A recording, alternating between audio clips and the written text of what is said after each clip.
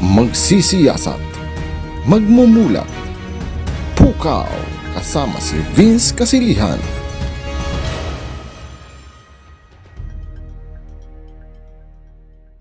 Mga kababayan, sa gitna po ng pagbubunyag ng mahigit 14.4 billion pesos po na DPWH projects ang iniuugnay sa mahigit 40 party list groups sa 19th Congress. Isang mahalagang katotohanan po ito na dapat malaman at hindi po pwede po nating palampasin.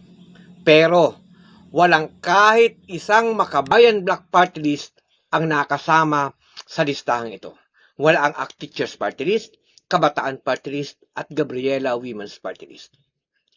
Hindi ito dahil sa kakulangan ng impluwensya, kundi dahil sa malinaw at matagal ng paninindigan ng Makabayan Black, tanggihan ang pork-style funding at ang sistemang patronage na bumabaluktot sa diwa ng party list system. Para sa Makabayan, ang representasyon ng maralita, manggagawa, kabataan, magsasaka, at kababaihan ay hindi ho nasusukat sa dami ng DPWH projects, kundi sa mga batas at panukalang direktang tumutugon sa ugat ng kahirapan at katiwalian. Habang ang maraming party list po ay naging extension ng tradisyonal na politika, nakikipagpalitan ng boto at impluwensya kapalit ng bilyon-bilyong proyekto na nanatiling hiwalay, iba ang Makabayan sa ganitong kalakaran. Sa gitna po ng DPWH leaks, mas lumilinaw kung sino ang yumayakap sa bulok na sistema at kung sino ang naninindigan laban dito. Ang mas masakla pa, marami sa mga grupong ito ay nag-aangking kinatawan ng mga magsasaka, mangingisda, maralita, OFW, senior citizens at benepisyaryo ng porpis.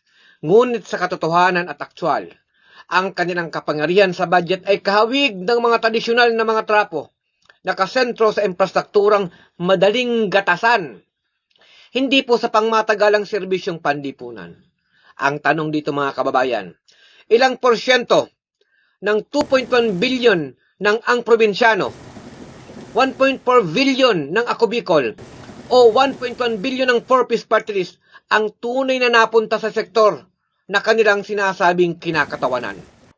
Ang sistema pong nilikha para bigyang boses ang walang boses ay nagiging mekanismo ng konsentrasyon ng pondo at kapangyarihan sa kamay ng ilang organisasyong kadalasan ay kaalyado ng administrasyon at dinastiyang politikal.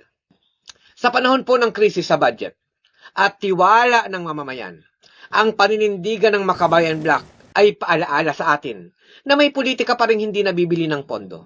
At iyon ang politikang tunay na nagsisilbi sa sambayanan at buong mamamayan.